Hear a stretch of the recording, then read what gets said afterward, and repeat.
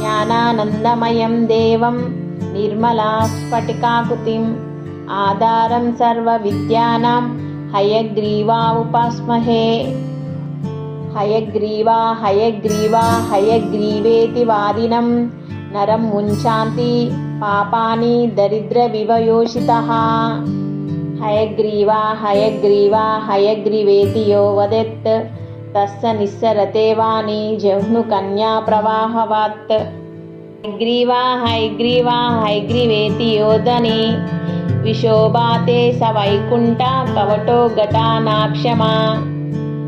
లోకత్రయామిదం పుణ్యం హయగ్రీవా పదాంకితం వాదిరాజా ఇతి ప్రోక్తం పఠతాం సంపదాం పదం.